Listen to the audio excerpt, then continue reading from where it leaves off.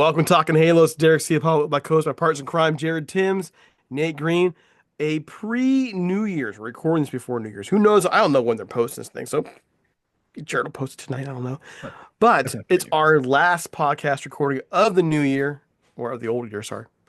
And we're here to talk a little bit about free agency, among other things. First things first, Nate, how you doing? Well, feeling a lot better after being sick the last week or so. So, how about you guys? Sick. With what? The flu. I'm good now, though. We're good. The flu? Was it the bird flu? No, Do I'm you need a good. vaccine? Nope. Sure. Okay, just checking. Jared, I had to do it, man. I Jared, mean, you're we're gonna get demonetized. Like, thanks YouTube. Can't say some things on here anymore, but yeah. No, I'm doing good. Good Christmas, good holiday season.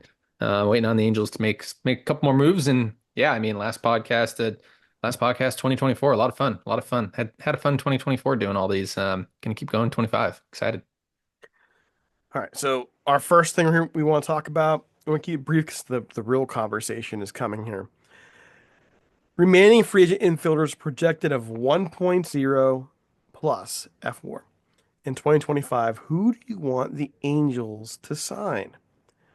Alex Bregman, Hassan Kim, Pete Alonso, Jorge Polanco, Jose Iglesias, Josh Rojas, Brennan Rodgers, or Yohan Moncada. Gonna go to Nate first. Nate, who's your guy? Realistically, or yeah, I mean, obviously Bregman would make a whole lot of sense. We want a third baseman here, good clubhouse presence, some things like that. But realistically, I don't see the Angels signing Bregman. I don't see them shelling out that kind of money for a guy like that, plus the draft pick tied to him.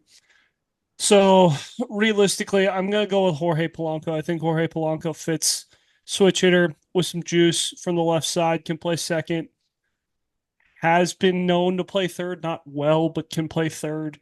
So and he's been able to play short in the past as well. Not he should not play shortstop, but it would be like a Luis Rengifo type of thing where he can play it if they're down to nobody else. So um, I also like the fact that he is a veteran presence. He's been on some winning teams. He knows what it's like. So Jorge Polanco is my pick. Jared.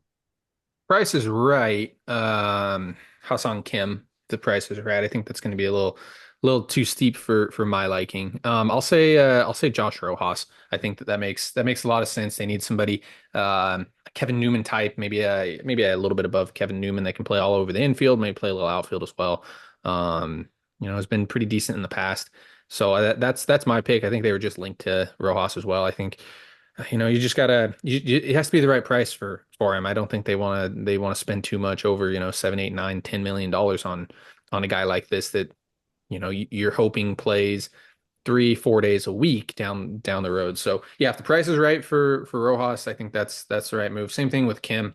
Um, you know, but if you want somebody in the middle of the order, Bregman, Alonso, and I know we're going to talk about Alonso here in a minute, but those are the two guys that make an impact in the lineup for sure.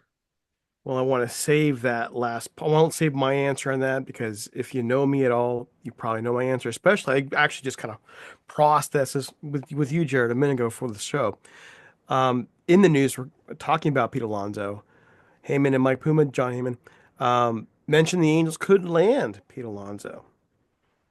Jared, well, one, give us your betting odds, but two, what would you say? I think I'm going to say this a lot in this podcast, but if the price is right, for sure. I mean, I think that the number that's been out there is 3 for 90. And I don't know if Alonso would take that. I don't know if that's actually the real figure, but I know that's a number that's the figure that's been out there, 30 a year. I mean, he's again, you slot him in the middle of the lineup. He's somebody who's a game changer. I know we just mentioned this off the record, but I mean, you look at first baseman, and I know everybody's going to point at Albert Pujols, but first basemen tend to age a little bit better because you're not worrying about moving them off a shortstop, center field, that type of thing. He's probably going to hit, 30, 25 plus home runs until he's 35, 36, 37 years old. So, yeah, that I mean, Pete Alonso makes a lot of sense now. Chances of that happening, I don't think are very likely. Um, just because Angels have a first baseman first off. Um, yeah, I guess you can figure out what you can do with Nolan Shanaway if you get Pete Alonso because Pete Alonso does make you better. But again, I said this in previous podcasts. I think they're just looking at any opportunity to get better, and Pete Alonso is a better hitter and a better player at first base um, than Nolan Shanaway, and he makes the Angels a better team. So I think they're exploring that option. It just comes down to if the price is right. But yeah, I'm all for Pete Alonso. That'd be a lot of fun to see him at Angel Stadium for sure. Nate. I'm glad Scott Boras was able to tell his mouthpiece to mention the Angels so he can get more money with somebody. That's his joy and passion in life is to get John Heyman to mention someone and say, "Oh, the Angels are interested," or "Oh, this big market team is interested," and now all of a sudden, Pete Alonso goes and signs with the Cincinnati Reds for 4 years and 160 million, and everyone's blown away. So. I think it's a load of crap. I think John Heyman, everything he says is all Scott Boras, whatever Scott Boras wants him to say. Um, and I think this would just infuriate me. Actually, I think he would make a lot of sense for the Angels, but you just spent a first round pick and rushed him to the major leagues 2 years ago at Nolan Schanuel, and now you're going to go replace him after 2 years. Obviously, I don't think he's the guy long term. I don't, but we actually need to see him play, and there is no position to put him in.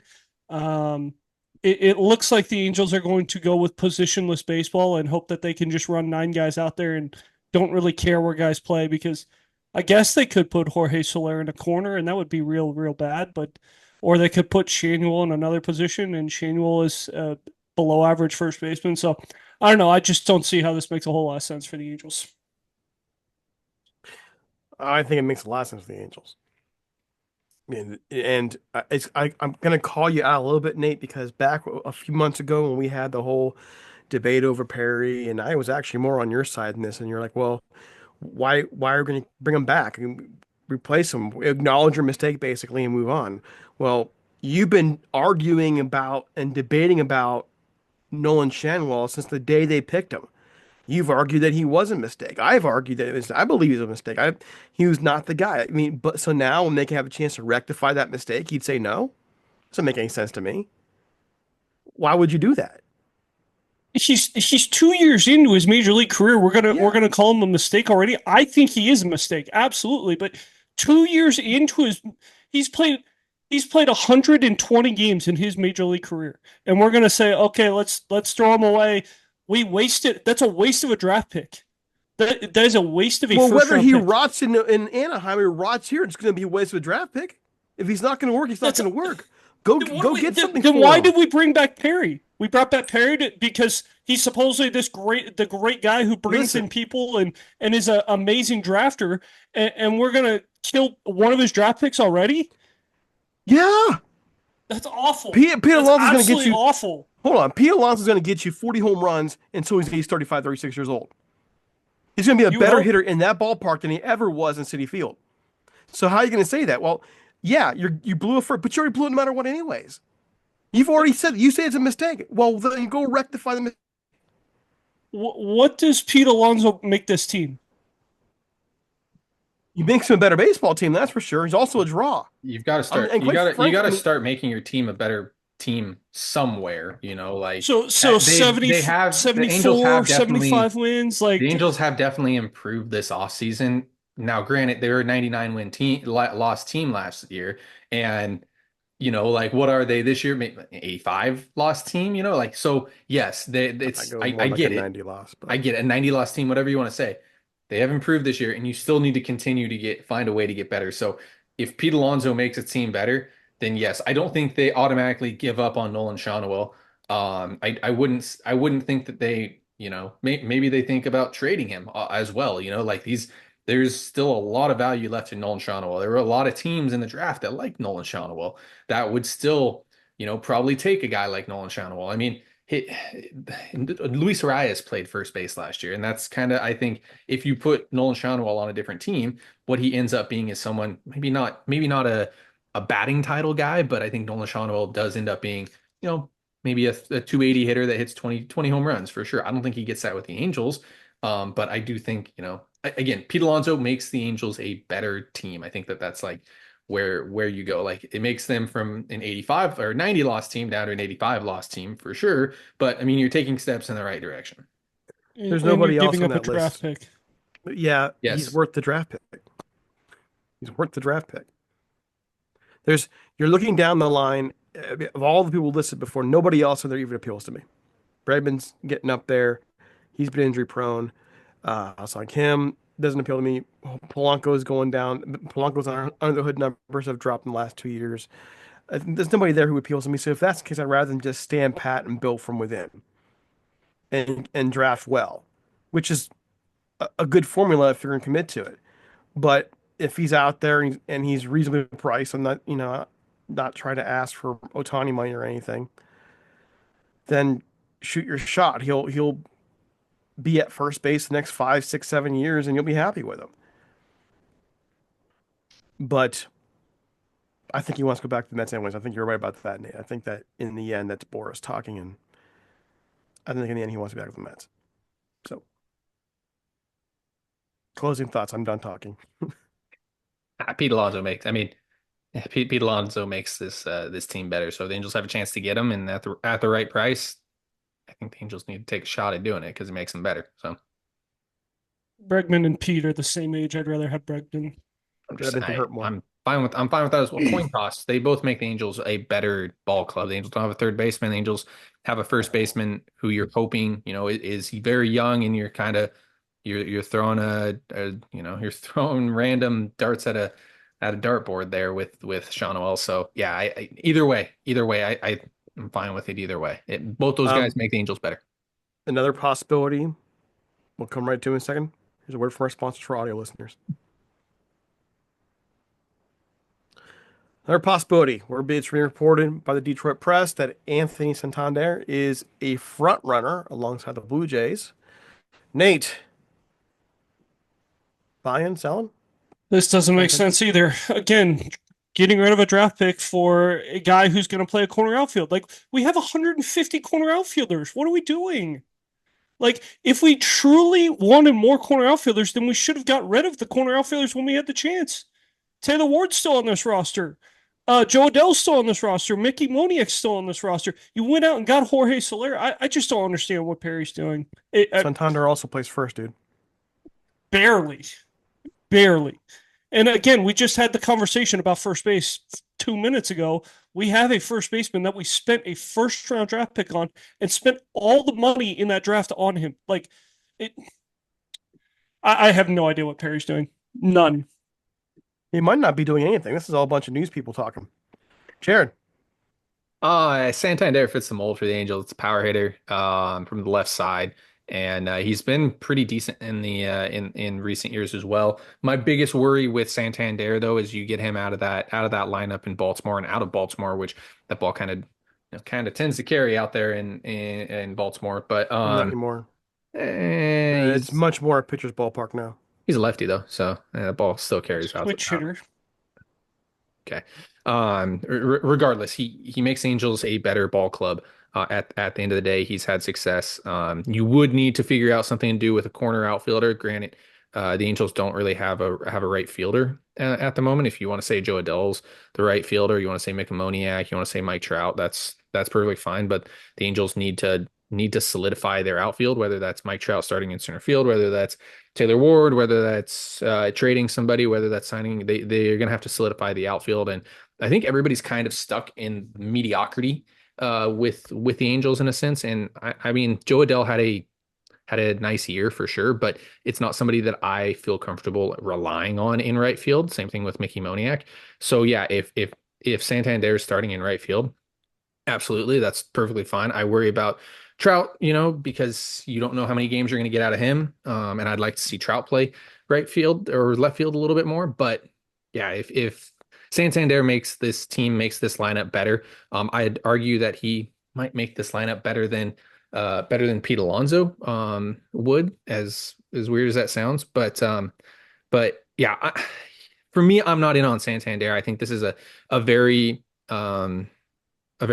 not streaky, but somebody who would come to Anaheim and start struggling right away because of the reliance on power. I mean, he's a at best a 250 hitter who can, yes, hit 45 home runs, but if he's batting 150, that wouldn't surprise me either. It's kind of he's had a good couple of years. You get him out of Baltimore, you get him out of that lineup. It definitely worries me for sure, especially if he's $100 million price tag, which is what it seems like it's gonna be. But again, at the end of the day, Anthony Santander makes the Angels lineup better and makes them from a 90 loss team to maybe an 85 loss team. So yeah, you definitely got to continue to start somewhere and continue to build the lineup. So yeah, if the Angels signed him, wouldn't be horribly upset. I think there's also a QO with him as well that worries me. So you do lose the second round pick and you lose the second round pick money, which is probably gonna be close to $2 million. Granted, the first overall pick again is going to be close to $10 million. So could hypothetically lose that second rounder. I'd prefer to not lose $2 million for Anthony Santander, but again, right now he makes the Angels a better team. So do what you will with that information. You make them a better team. I'm on line with you guys. I'm on line with Nate on this one. To me, my line to draw on all those players was Pete Alonso. That's the one that I would say go for. The other ones, to me, I would stick with the plan if there is a plan in terms of build within and so on and so forth. Leave it as it is. So, one last thing to talk about, guys, and that is, did the Angels miss out on Corbin Burns? Nate. No,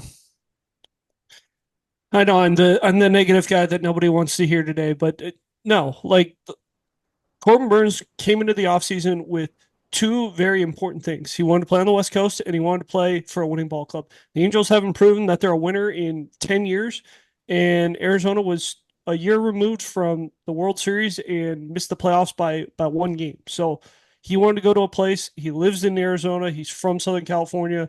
He wanted to go to a place where he can win and come closer to home. And what do you know? He comes right to his house.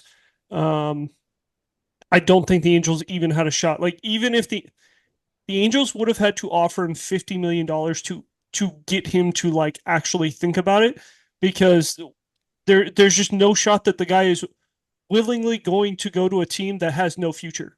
The Angels, we're talking about them for sure not winning this year and maybe winning next year. Like Jared keeps preaching, oh, maybe next year they'll be, 2026 is the year that they're supposed to be good. We don't even know if that's the case. So yeah, there's no shot that the Angels were missed out on Corbin Burns. Jared. Going with the theme here, Corbin Burns makes the Angels a better ball club. He makes it a better ball club in the future as well. $35 million though for a pitcher is steep for me. I'm probably gonna get yelled at for saying this. The Angels did check in on him multiple times to see if the price went down. It was north of $40 million each time that the Angels asked about him. So yeah, the fact that he went, and the more that I think about what I was told, the more that it makes sense, right? Like he wanted to go to a winning ball club. He wanted to go to a place where he has a chance to win. And I'm sure people are saying, well, he took $35 million. Well, yeah, that's because he went to a team that has a chance to contend. And we're not going to talk about this today, but the Angels could go to look at Arizona's starting rotation and maybe an outfielder or something like that, and maybe find a trade there. I don't want to get into that conversation here, but yeah, I think Next that episode. I think that $35 million was the spot for a winner for somebody like that. And I think north of $40 million a year was a spot for the Angels. And I don't think the Angels wanted to spend $40+ million a year. Plus maybe having an opt out or something like that for Which Artie doesn't do. Corbin Burns. So yeah, I don't think I think the Angels did miss out on him. I think that they should have definitely signed him for sure because he makes the team better, he makes the organization better. But with all the things on the side that probably would have happened, and opt out somewhere in the mix there, plus $40+ million on top of an Anthony Rendon contract, on top of a Mike Trout contract. It's tough. It's definitely tough, but again, makes the team better. He makes this organization a better team and a chance to win in 2026 and beyond. So Yeah, the Angels did miss out on one of the best pitchers in baseball for sure. You can definitely say that. They did, but it's also been clear from day one he wanted a winner. To me, it was never going to happen. Just because it was clear from the get-go. He made this so obvious in every conversation that it was going to be somebody else. And so you don't miss out when you're not wanted right now. Like there are pitchers out there I think they just could have gotten who would want to come here, don't mind not playing for an immediate winner. Corbin Burns was always in the other boat. He wants to win, and I don't blame him. Nobody here should blame him for that. So that's it. Closing thoughts. Going to Nate. Get us out of here, man. This team, oh boy. Um, Perry doesn't typically do things in the new year, so we'll see if he can break that trend. I think Stevenson he did in the new year. Other than that, he doesn't really do too many major things in the new year. So we'll see if he breaks that trend over the next couple of weeks. Jared. Yeah, we're getting to that time of the year where we're going to hear the Angels in on a lot of players, I think, very much so like we're hearing right now with what Boris is doing, what agents are doing, just because the Angels make a lot of sense for a lot of players out there. So, yeah, expect a lot of rumors to be swirling around. And happy New Year.